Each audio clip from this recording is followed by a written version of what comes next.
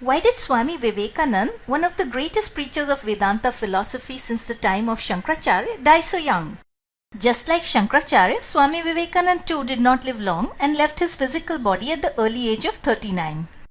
Now, even though Swamiji, as he was called, suffered from many ailments such as diabetes and asthma, nevertheless, on the day of his passing, he was actually in good health and in a jovial mood during breakfast.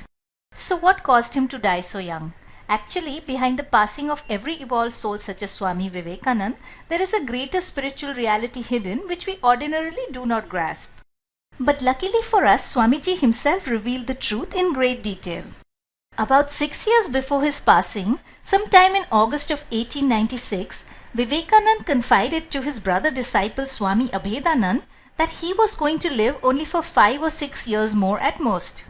How accurate was this prediction? For Swami Vivekanand passed away 6 years hence on July 4th, 1902.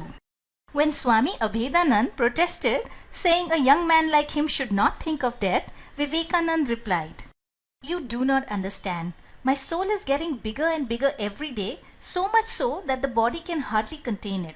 Any day it may burst this cage of flesh and bone." Now what did Swamiji mean when he said that his soul was getting bigger? Here is the explanation. The soul is nothing but pure consciousness. So what Swami Vivekanand meant was that his consciousness was expanding so much beyond the realms of ordinary human consciousness to the domain of the superconscious that the body was proving an inadequate container and would soon have to be let go. To better understand this point, let us delve into Vedanta philosophy for just a few moments. According to Vedanta philosophy, consciousness is a field which exists separate from the body. This field of consciousness is a continuum, which means that it goes on endlessly in all directions like an infinite ocean.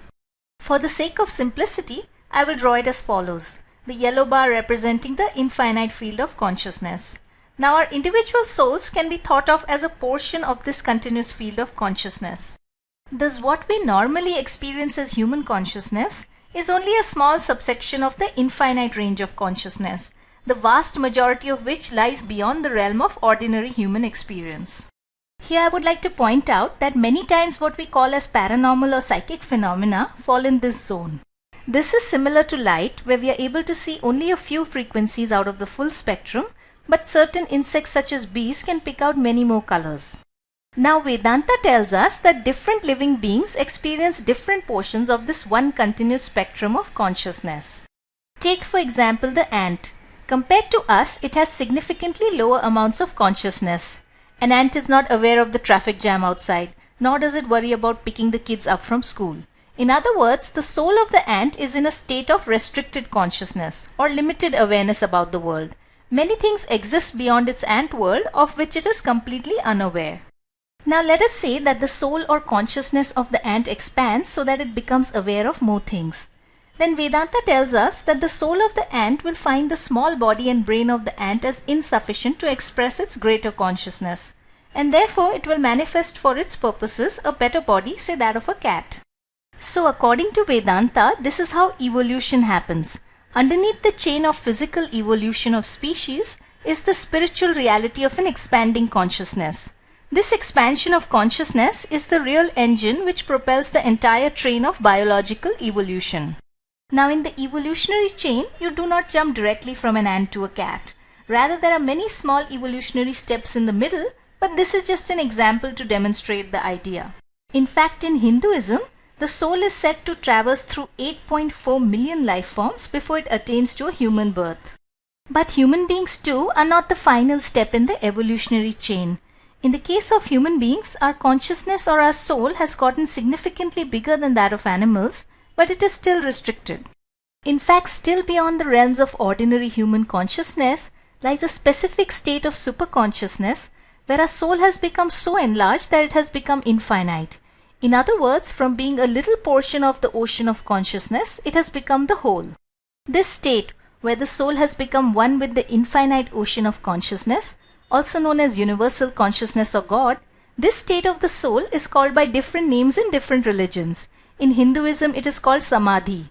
In Buddhism, enlightenment. And in Christianity, salvation. The names may be different, but they all mean the same thing, and that is freedom or liberation from the evolutionary cycle of birth and death. For in this ultimate state of superconscious samadhi, the soul is finally free. Its infinite consciousness can no longer be confined to the finite body, and the body is let go. This state of samadhi was attained to by Swami Vivekanand, by his Guru Sri Ramakrishna, by Sri Aurobindo, by Ramana Maharishi, and in our present times by my highest Guru Sri Ram Sharma Acharya. This state of superconscious enlightenment was also attained to by Jesus and by Buddha, and this final state of freedom alone is the goal for all of us, right down to the little ant. This brings us to the end of our presentation. Thank you so much for watching. If you have further questions in your heart surrounding God, soul, consciousness, life and death, then be sure to visit my website, The Spiritual Bee, at www.spiritualbee.com.